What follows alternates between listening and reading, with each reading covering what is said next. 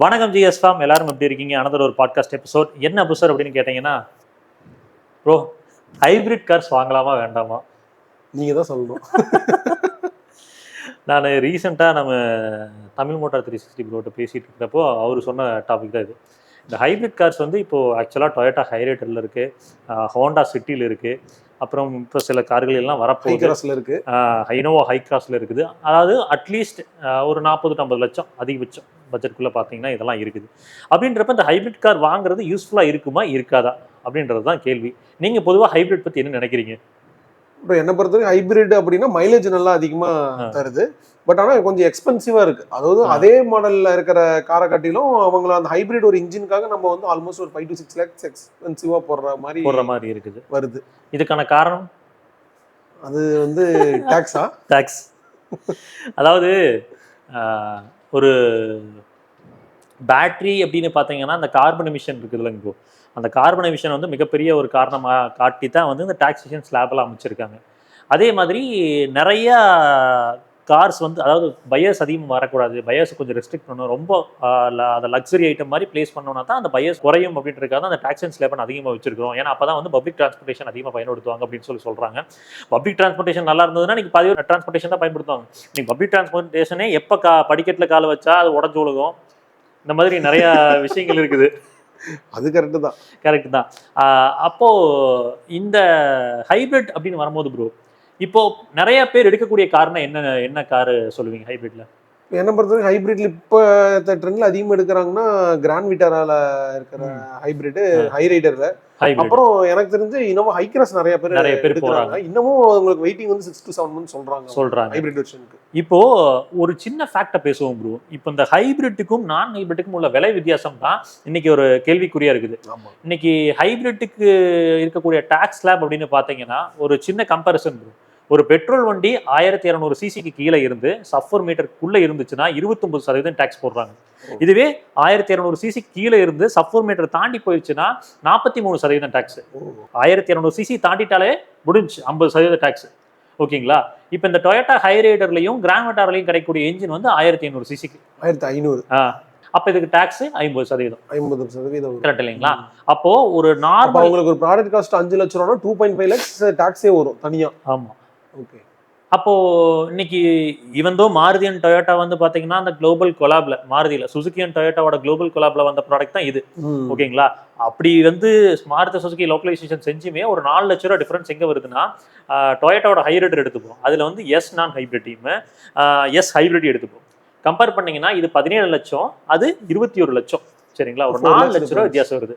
இப்போ இந்த 4 லட்ச ரூபாய் கால்குலேட் பண்ணீங்கன்னா இப்போ ஹைபிரிட்டுக்கு வந்து 27 சொல்றாங்க, 22 ஆவரேஜ் மைலேஜ் கிடைக்குதுன்னு வச்சுப்போம். இந்த நான் ஹைபிரிட்டுக்கு வந்து பாத்தீங்கன்னா அவங்களும் 20 மேல சொல்றாங்க, ஒரு 5 கிடைக்குதுன்னு வச்சுப்போம். இதான் பிராக்டிகல். நான் ஆட்டோமேட்டிக்கா எடுத்துக்கிறேன்.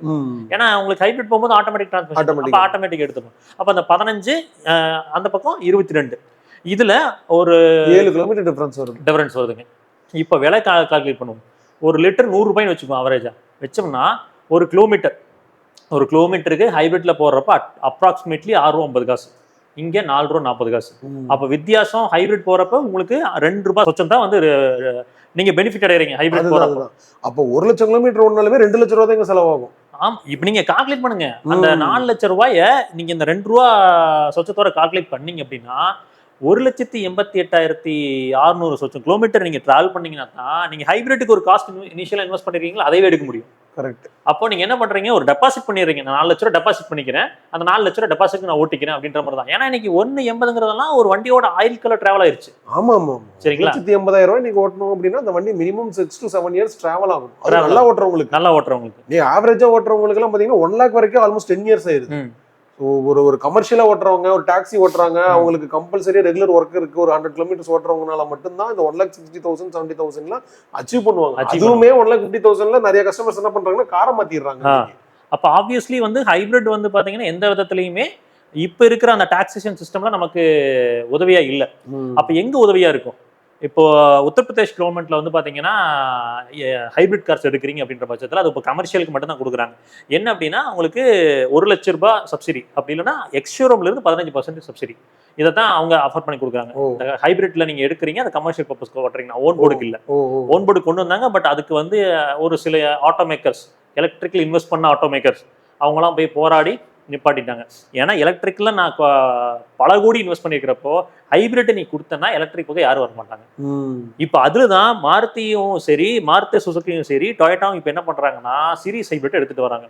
இப்போ நீ 1500 சிசின்னு வச்சேன்னா தான் 50% டாக்ஸ்.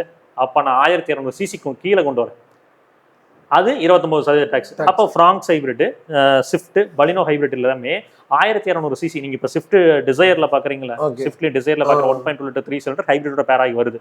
35 kmpல வந்து ஃப்ராங்க்ஸுக்கும் அன்அஃபிஷியலி வந்து Swift and Baleno 38 to 40 kmpl claim பண்றாங்க. இப்போ 1200 சிசிக்கு கீழே வந்து ஒரு ஹைபிரிட் கார் வரப்போகுது ப்ரோ. அப்போ 29% டாக்ஸ்குள்ள வருதுங்களா. இன்னொரு விஷயம் என்னன்னா, இது வந்து சுசுகியோட சீரிஸ் ஹைபிரிட் டெக்னிக். டொயோட்டாவோட சோர்ஸ் கிடையாது, சுசுகியோட ஓன் டெக். அப்படின்றப்ப உங்களுக்கு இதுல என்னன்னா, என்ஜின் வந்து ஜென்ரேட்டரா மட்டும்தான் வேலை செய்யும். அது ஜென்ரேட்டரா ஓடி பேட்டரி சார்ஜ் பண்ணும். எலக்ட்ரிக் மோட்டார் தான் வீல்ஸுக்கு பவர் கொடுக்கும். அப்போ உங்களுக்கு ஒரு ஈவி ஓட்டுற ஃபீல் தான் இருக்கும், ஸ்மூதா இருக்கும். ஓகேங்களா. அப்புறம் பவர் டெலிவரியும் பெட்டரா இருக்கும். எலக்ட்ரிக் மோட்டாருங்கும் போது பவர் டெலிவரி பெட்டரா நல்லா இருக்கும். சரிங்களா. அப்போ மைலேஜும் கிடைக்கும், பவர் டெலிவரியும் கிடைக்கும், அஃபோர்டபுளாகவும் வரும். இப்போ இது வந்து 50% டாக்ஸ், இது 29% டாக்ஸ். அப்படிங்கும் போது எனக்கு தெரிஞ்சு இப்போ இருக்கிற காரோட ஒரு 2 to 3 lakhs ஜாஸ்தி ஆகலாம். ஆல்ரெடி இப்போ கரண்ட் மாடல்ல இருக்கிற ஒரு ஸ்விஃப்ட் ஒரு 10.5 lakhs டாப் அண்ட் வருதுன்னா இது ஒரு 13 lakhs ஒரு 12.5 lakhs வரலாம். அப்படி எடுத்துட்டு வந்தாங்கன்னா நியாயம். இன்னொன்னு, கார்பன் எமிஷன் பத்தி இப்போ இவங்க சொல்றாங்களே ப்ரோ, எலக்ட்ரிக் காருக்கு தான் புனிதம் அப்படின்ற மாதிரி சொல்றாங்களேங்க. நான் எலக்ட்ரிக் காருக்கு ஆப்வியஸ்லி பெட்ரோல் டீசல் ஹைபிரிட்டை விட ஒரு ஸ்டெப் பெட்டர் தான். ஆனா ஹைபிரிட்டையும் இங்க எலக்ட்ரிக்கையும் கம்பேர் பண்ணீங்கன்னா ஒரு ஸ்மால் லெவல் ஆஃப் வேரியேஷன்ல தான் அந்த கார்பன் எமிஷன் அப்படின்றது டிஃபர் ஆகுது. ஓகே. அப்படி பார்த்தோம்னா ஒன்றும் இல்லை ப்ரோ. இப்போ எலக்ட்ரிக்கு 15 கூட இல்லை, 20 to 50 kWh பேட்டரி பயன்படுத்துறோம். ஹைபிரிட் அப்படிங்கும் போது இந்த நார்மலாக நம்ம இப்போ மாருதி கொண்டு வராங்களுக்கு பிளக்இன் இல்லாமல் நார்மல் ஹைபிரிட்ல வந்து பார்த்தீங்கன்னா ஒரு 1.5 to 2 kWh பேட்டரி பேக் தான் பயன்படுத்துறாங்க. கார்பன் எமிஷன் வச்சு பார்த்தோம்னா இந்த 20 to 50 கிலோவாட் இருக்கு பார்த்தீங்களா, அதெல்லாம் 15 to 20 டன் வரைக்கும் மேக்ஸிமம் வந்து பேட்டரியோட ப்ரொடக்ஷன்ல கார்பன் எமிஷன் கொடுக்குது. ஓகேங்களா. அதே ஹைபிரிட் அப்படின்னு பார்க்கும்போது ஒரு 6 to 8 டன் கார்பன் எமிஷன். சரிங்களா. அப்போ எலக்ட்ரிக் கார்ல வந்து டெயில் பைப் எமிஷன் அப்படின்றது ஜீரோவா இருந்தாலும் அந்த பேட்டரி ப்ரொடக்ஷன்ல ஒரு எமிஷன் நடக்குது. சரிங்களா. இங்க பெட்ரோல் ஹைபிரிட் கார்ல டெயில் பைப்ல கார்பன் எமிஷன் வந்ததுனாலும் இதுல குறைவா இருக்குது, ப்ரொடக்ஷன்ல கம்மியா இருக்கு, பேட்டரியோட ப்ரொடக்ஷன்ல கம்மியா இருக்கு. இது இல்லாம அந்த ஃபாசில் ஃபியூல்ஸ்ல வரதா செய்யுது, இல்லைன்னு சொல்லல. பட் கம்பேரிட்டிவ்லி பார்க்கும்போது ரொம்ப டிராஸ்டிக்கான டிஃபரன்ஸ் இந்த ஹைபிரிட் பிளக்-இன் ஹைபிரிட்டுக்கும் எலக்ட்ரிக்கும் இல்ல. ஸோ அப்படி பார்த்தோம்னா நீங்க எலக்ட்ரிக் 12% வச்சிருக்கீங்கன்னா அட்லீஸ்ட் வந்து ஹைபிரிட்டுக்கு வந்து பாத்தீங்கன்னா ஒரு 20 to 22% கொடுக்கலாம், கொஞ்சம் குறைச்சி வைக்கலாம்ல. இது மக்களுக்கும் பயன்படும். இன்னைக்கு வந்து அந்த ரேஞ்ச் ஆங்ஸைட்டி அப்படின்றது இருக்காது. அப்புறம் பெட்ரோல் வந்தாச்சு, டீசல் வந்தாச்சு, ஹைபிரிட் வரணும், பிளக்-இன் ஹைபிரிட் வரணும், அதுக்கப்புறம் எலக்ட்ரிக் போகணும். ஆனா நம்ம என்ன சொல்றோம்னா, இந்தியா வந்து ஒரு ஃபாஸ்டா க்ரோ ஆகக்கூடிய ஒரு கண்ட்ரி அப்படின்றதுனால நாங்க வந்து பிளக்-இன் ஹைபிரிட்டை ஸ்கிப் பண்ணிட்டு எலக்ட்ரிக்குள்ள வரணும்னு சொல்றோம். என்னன்னா நீங்க அது ஒன்றும் கெட்டது இல்லையே ஸ்கிப் பண்றதுக்கு. நீங்க பெட்ரோல் டீசல் அளவுக்கு வந்து பாத்தீங்கன்னா உங்களுக்கு எமிஷன்ஸ் இருக்குது அப்படின்னா நீங்க சொல்லலாம். நீங்க அதை கம்பேர் பண்ணும்போது பிளக்-இன் ஹைபிரிட் உங்களுக்கு வந்து கம்மியா தான் இருக்கு. அப்படின்றப்போ அதுக்கான டைம் கொடுக்கலாம்ல ப்ரோ. அதுதான் பண்ணலாம். உடனே இது பண்ணிட்டு அதுக்கப்புறம் நம்ம ஈவி ஃபோக்கஸ் பண்ணிருக்கலாம். பட் என்னன்னா ப்ரோ, இப்போ பிராண்டே வந்து அதை இப்போ இனிஷியேட் பண்ணல இல்லையா? இப்போ மேஜர் நம்மளோட பிளேயர்ஸ் பாத்தீங்கன்னா டாடா இருக்காங்க இப்போ ஈவில. பட் அது டாடா இனிஷியேட் பண்ணவே இல்லையே ஹைபிரிட்.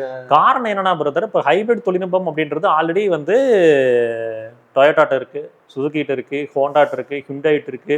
பட் டாடா மஹிந்திராட்ட ஹைபிரிட் தொழில்நுட்பம் கிடையாது.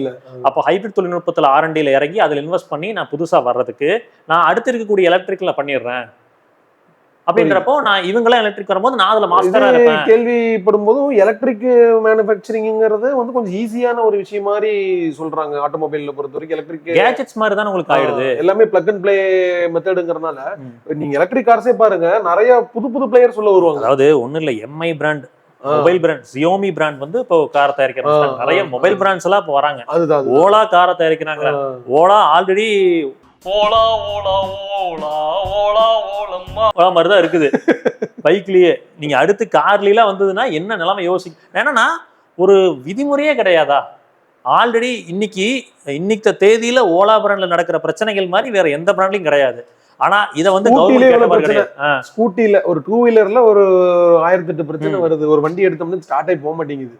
அப்ப நினைக்கிறேன்னா மற்ற கண்ட்ரில இதே மாதிரி பிரச்சனை நடந்ததுன்னா சும்மா நினைக்கிறீங்க? எவ்வளவு கன்சியூமர் கேசஸ் செய்யறோம், எத்தனை ஏஜென்சி இது மேல பார்ப்பாங்க. இங்க கவர்மெண்ட்டும் பார்த்த பாடல்ல கன்சியூமர் கேசஸா போட்டு வளைச்சு செதஞ்சு போயிட்டு இருக்காங்க அப்படின்னு தான் சொல்லுவாங்க. வாய்தா போய் அப்ளை பண்றதுக்கு இவன் ஏன்டா கேஸ் போட்டங்கிற மாதிரி ஆயிப்போம். 20 வயசுல வாய்தா போட்டோம்னா 60 வயசுல முடிய மாட்டேங்குது, அப்படிதான் போய்கிட்டு இருக்குது. ஸோ அப்படின்னு பார்க்கும்போது இந்த டாக்ஸேஷன் சிஸ்டம்ல மாடிஃபிகேஷன் நடந்ததுனா தான் ஹைபிரிட் பிரோஜனமா இருக்கும். பவரும் வேணும், மைலேஜும் வேணும் அப்படின்னா நீங்க போகலாம், தப்பு இல்லை.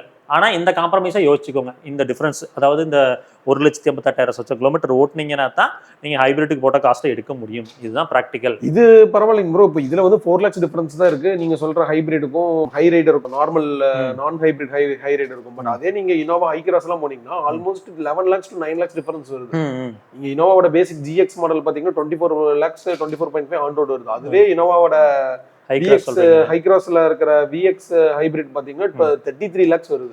16 கிலோமீட்டர் வந்து ஏஆர்ஐ கொடுத்துருக்கான் ஃபார் நான் ஹைபிரிட். அதே இனோவா ஹை கிராஸ் வந்து ஹைபிரிடுக்கு 23 கிலோமீட்டர் கொடுத்துருக்கான். இந்த டிஃபரன்ஸே பாத்தீங்கன்னா 7 கிலோமீட்டர்ஸ் டிஃபரன்ஸ் தான். இந்த 7 கிலோமீட்டர்ஸ்க்காக நம்ம வந்து 9 lakhs எக்ஸ்ட்ரா ஸ்பெண்ட் பண்ற மாதிரி. கொஞ்சம் பவர் ப்ரோ. பவர் நீங்க சொல்றது கரெக்ட். கத்துவோம், அதாவது அம்மா ஆத்தான் கத்துவோம், ஏறி போச்சீங்கன்னா ஐயோ அம்மான்னு கத்திட்டு தான் போகும். ஆனா என்னன்னா போகும். வாங்கலாமா வேணாமா அப்படிங்கிறது அதுதான் சொல்றேன். ஆன்சர் தெரிஞ்சிருக்குமே. இவ்வளவு நேரம் சொன்னதுலயே வந்து ஹைபிரிட்டா நான் ஹைபிரிட்டா கேட்டீங்கன்னா மைலேஜ்க்காக போறீங்க அப்படின்னா டெஃபினட்டா உங்களுக்கு பெனிஃபிட் இருக்காது. பட் பவரோட மைலேஜ் வேணும்னு எதிர்பார்க்குறீங்கன்னா we can give a try. But அந்த காஸ்ட் டிஃபரன்ஸை நீங்க யோசிச்சுக்கணும்.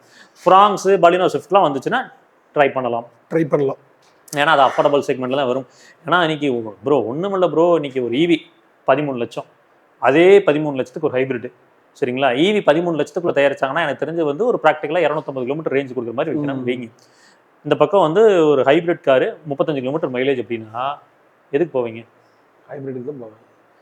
அப்ப அந்த ஹைபிரிட் வரதுக்கு ரேஞ்ச் ஆங்ஸைட்டி இருக்கக்கூடாது. ரேஞ்ச் ஆங்ஸைட்டி இருக்கக்கூடாது. போய் நான் 1 மணி நேரம் போய் ஒரு இடத்துல அரை மணி நேரம் நின்றுட்டு இருக்க முடியாது சார்ஜ் போட்டு. இன்னைக்கு ராயல் என்ஃபீல்டு புல்லட் வாங்கினாவே 35 தான் கொடுக்குது. அதுதான் சொல்றேன். அப்ப நீங்க கார் 35 கொடுத்ததுன்னா தாராளமா எடுத்துட்டு சுத்தலாமே. அது இல்லாம நீங்க சொல்ற மாதிரி இப்ப வெளியில வந்து இந்த கிலோவாட்டுக்கு 20 rupees ஏதோ சம்திங், ஒரு யூனிட் 20 rupees சார்ஜ் போடும்போது ஒரு இது ஃபுல் டைம் சார்ஜ் ஆகும்போது அப்புறம் 1000 rupees வந்துருச்சுன்னா மோர் ஆர் லெஸ் இதை விட அது காஸ்ட்லி ஆயிடும். EVs எப்பவுமே ப்ரோ வீட்டுல சார்ஜ் போட்டீங்கன்னா மட்டும்தான் பெனிஃபிட். நீங்க வெளியில போய் சார்ஜ் போடுறீங்கன்னா கம்மியா தான் வரும். பெட்ரோல் டீசல் கம்பேர் பண்ணா கம்மியா வரும். ஆனா ஒரு டிராஸ்டிக்கான டிஃபரன்ஸை கொடுக்காது. அதுதான் எப்படி பாத்தீங்கன்னா உங்களுக்கு இது சேல் பண்ணும்போது அந்த காசு காம்ப்ரமைஸ் பண்ணி கொடுக்குறோம், அது சேல் பண்ணும்போது மொத்தமா முடிஞ்சிடும். அது என்ன கதைனே தெரியல. அது என்ன கதைங்கிறது இன்ன வரைக்கும் நமக்கு தெரியல. அது என்ன ஸ்கிராப்பேஜ் பாலிசி வருதா இல்ல என்ன அப்படிங்கிறது இன்னொரு 5-6 வருஷத்துக்கு அப்புறம் தான் நமக்கு தெரியும். அக்ரெசிவா அந்த ஸ்கிராப்பேஜ் பாலிசி கொண்டு வந்தாங்க, ஸ்கிராப் யார்ட்லாம் செட் பண்றேன்னு சொன்னாங்க, அது என்னாச்சுன்னு தெரியல. அப்புறம் 6 airbags mandatory பண்றேன்னு சொன்னாங்க, அது என்னாச்சுன்னு தெரியல. இந்த பாரத் என்கேப் ஒன்று ஆரம்பிச்சாங்க, அது என்னாச்சுன்னு தெரியல. பாரத் என்கேப்பை பொறுத்த வரைக்கும் நான் கூட ஒரு விஷயம் நினைச்சிட்டு இருந்தேன் ப்ரோ, என்னன்னா இந்த மாருதியோட கிராஷ் டெஸ்ட்டே கொடுக்க மாட்டேங்கிறாங்க அப்படின்னு சொல்லி ரீசெண்டா ஒரு டேட்டா ரிவீல் ஆச்சு. என்ன அப்படின்னா பாரத் என்கேப்போட ஒரு ப்ரோட்டோகால் என்னன்னா 2022 to 2023 மாடல்ஸா இருந்துச்சு அப்படின்னா ப்ரோ, அதாவது அந்த ஒரு கார் ஃபார் எக்ஸாம்பிள் ஒரு பலினோ எடுத்துக்கிறீங்கன்னா அதுல ஏதோ ஒரு வேரியன்ட்ல 6 airbags இருந்தா போதும், ஓகேங்களா?